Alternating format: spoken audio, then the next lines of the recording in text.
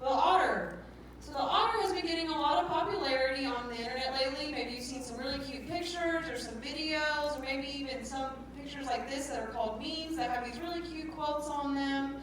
And maybe you've even heard some really cute facts about the otter. So who in here likes otters? And I can see you second and third form, so feel free to participate. Just give me some hands if you like otters. Yeah? Awesome. So they're actually been my favorite animals since I've been 10 years old. So I'm really excited to talk to you guys today about these really cute critters. And like I said, there's a lot of facts that people know about otters, or they've read them on the internet, or they've just known them from school. But the thing is that there's 13 different species of otter, and not all 13 species do those really cute facts that you may have heard about. So I'm here today to tell you about which of those facts are actually about our own otter that we have here in North Carolina, called the river otter. And so what I'm going to ask you now is if you've heard any of those cool facts, maybe we can talk about them. So does anybody have a really cool fact about an otter that they've heard before? You can just raise your hand. Maybe? Holding hands. Holding hands. Do they hold their hands? We'll definitely cover that one today. That's one of the most popular ones. Is there any other cool facts anyone's ever heard about an otter? Yeah, right here. They can do what? Stand up on their hind legs. We'll talk about that as well. Oh, I think I see a hand up here. Can you yell down at me?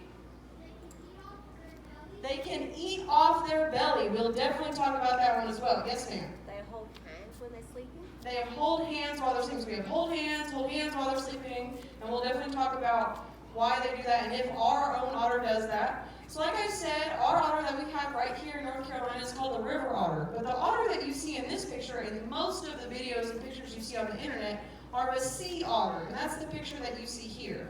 So how can you tell the difference? Oh, there's the whistling. Yeah, I've heard that people come back, they tell me that whistling song, they'll wake up in the middle of the night and they're whistling it and stuff like that. So if you guys heard it, hopefully it didn't get you too bad. But back to the presentation. So how can we tell the difference between the river otter and the sea otter? So let's start with the side-by-side comparison. So I'm going to have you guys interact a little bit more with my show. So I'm going to see if you guys already know which one is which. And we're going to do that by claps. So when I point to a picture, and if you think that one is the river otter, you're going to give me a round of claps, okay?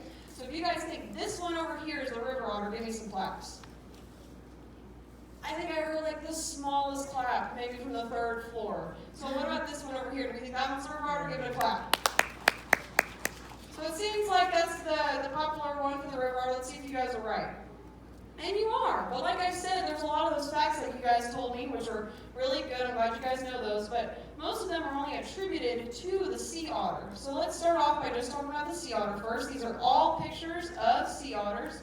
So if you look at all these guys here, you can't really tell, but they weigh up to 100 pounds. And they get up to 5 feet long. So these guys get pretty big. And because they're so big, they swim on their backs. So all these pictures of them swimming on their backs is because they're so big and they're so fluffy. Another really cool thing about sea otters is that they have the thickest fur in all of the animal kingdom. Number one, thickest fur in all the animal kingdom. If you look at a square inch of a sea otter or a postage stamp size, it has 1 million hairs in a square inch. So it actually makes them waterproof, and they've adapted to have such thick fur because they don't have blubber like seals or whales do to keep them warm while they're in the ocean. So that is where they live. They live in the ocean or the sea, hence their name, the sea otters. They live in saltwater systems. And another really big pointer when you look at these, they have lighter colored hair on their heads. So what about our otter that we have here in North Carolina, the river otter? So these are all pictures of river otters. So the big difference is when they swim or when they're standing, you most likely see them on their bellies, and it's because they're much lighter than their close relative, the sea otter. They're about 3 to 4 feet long, and they only weigh up to 25 pounds. And that's males. The females of the river otter are 20% smaller than the male counterparts. Like I said, they have darker hair on their heads than their sea otters do, and then they also have the second thickest fur in all the animal kingdoms. So they're right behind their relative, the sea otter. They have 800,000 hairs, and that postage stamp size of that square inch that I was talking about. And we here in the museum actually have a real river otter pelt. And I show people this pelt, and they try and feel the 800,000 hairs. So if you guys want to try and feel 800,000 hairs at the end of my show, if you guys want to come down to the first floor, and I'll also be up on the second floor right after that. If you guys want to feel how soft and thick their fur is, you most likely can, and you'll come down and touch it after my presentation is over. So another really big thing that's different between river otters and sea otters is where they live. So this is a historical range map of the sea otter. If you look here, all of the red portions are where they used to be, and then the yellow portions is where they currently can be found. So if you ever see an otter in North Carolina and someone tries to tell you that it's a sea otter, you can tell them that they're wrong because they're nowhere near us in North Carolina. The closest place that we can find them is in California, which is all the way on the other coast of the country. So you're never going to see a sea otter in the wild, at least, in North Carolina. But if we look at the range map for a river otter, they're everywhere. They're in a lot of different places in the United States. So you can see they're all across North Carolina, and they're even in California, too. And one big question I always get is, do river otters and sea otters ever interact with each other since they both live in California? And the answer is no, because they live in completely different water systems. So like I said, a sea otter lives in the ocean, the sea, salt water. But for a river otter, they live in fresh water systems like rivers, lakes, ponds, estuaries, swamps, wetlands, and things like that. So they're never going to interact with each other because they eat different things, they live in different types of water. So let's go back to one of those really cute facts that we heard about earlier. I think you said they hold each other's hands while they sleep. So let's talk about that one. So sea otters are actually the only species of otter that do that, and it's because they sleep while they're in the ocean. So they hold their hands, they don't float away from each other, and it's most likely between a mother and one of her pups when you see that happening. So that's what all three of these pictures are. They're all sea otters. It's a mother and her pup. Sometimes you'll see a larger family group doing it, but most of the time it's just two otters.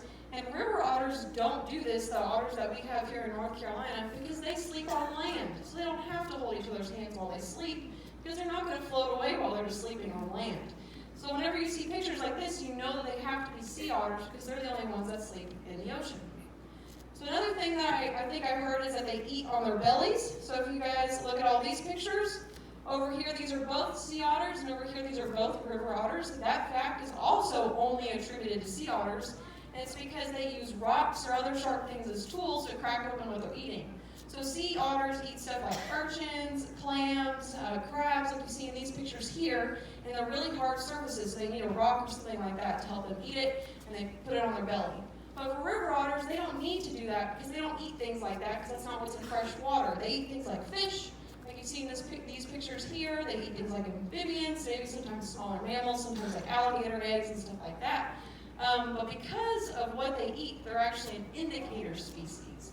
So an indicator species is a species of animal that tells us that there's something wrong in their environment by something they do naturally. So for river otters, they're very active all day long. They're mostly nocturnal, but they hunt all day long while they are awake because they can actually digest their food in under an hour. For comparison, humans ourselves, we digest food in 6 to 8 hours. So that's 8 times faster than we can digest our own food.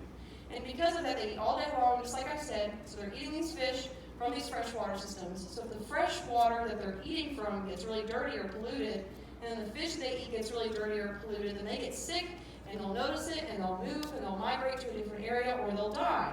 So we know that this is happening in a certain pond, or a certain area of a lake, or a river, that there must be something wrong with the water, and we need to check it out. So the next time someone asks you for a really cool fact about river otters, and someone tells you that sea otters eat food on their bellies, you can tell them, well, we have our own otters, and they're indicator species.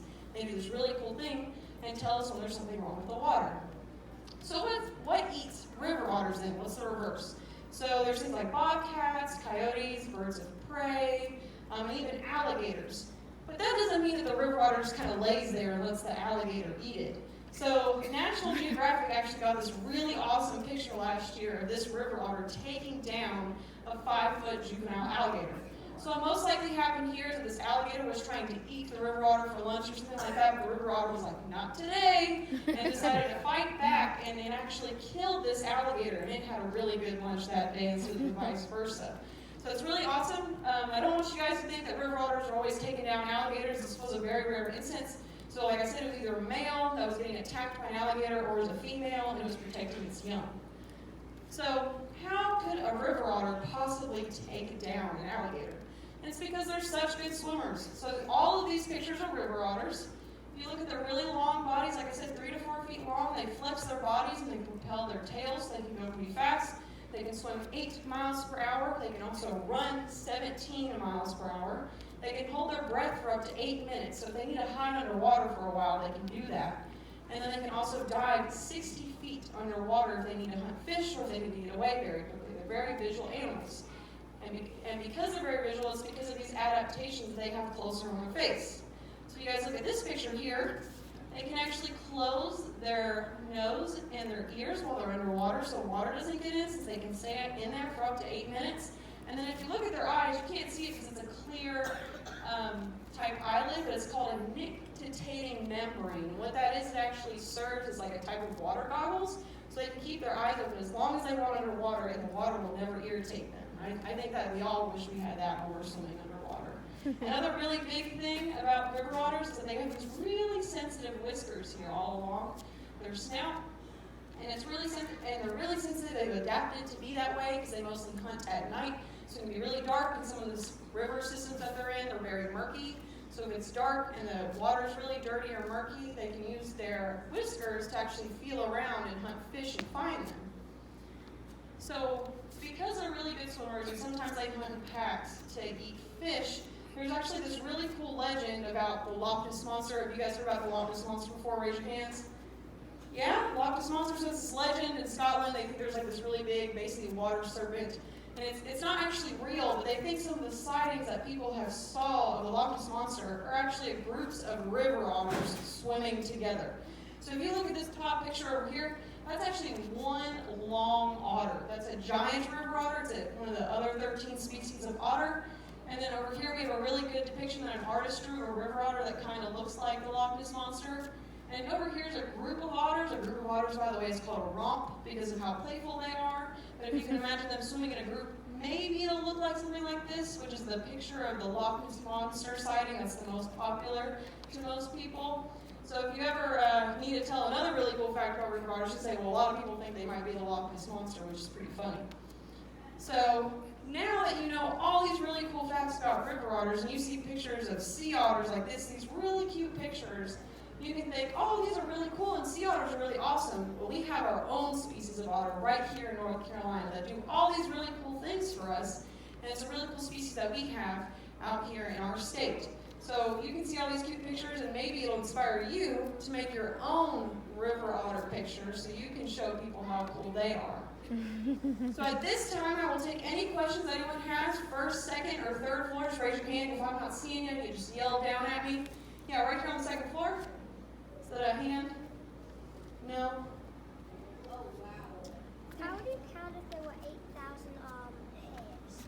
How do they count the 800,000 hairs? So that study that happened last year, what they did, they actually counted in 2 decimal points smaller than a millimeter. So they took a really smaller size than an inch and counted. They individually counted all those hairs. I just bumped it up to a square inch because that's a little bit easier to think about, like a postage stamp size and something smaller than a millimeter, because that's pretty small. Good question. Any other questions for me? Well, thank you guys so much for doing my presentation about river otters. Like I said earlier, I have this real river otter pelt if anyone wants to try and feel those 800,000 hairs and how soft it is. And I encourage you to look around the rest of the museum because there's so much more to learn. And you guys have a great day here today in Raleigh, North Carolina. Thank you so much, everybody.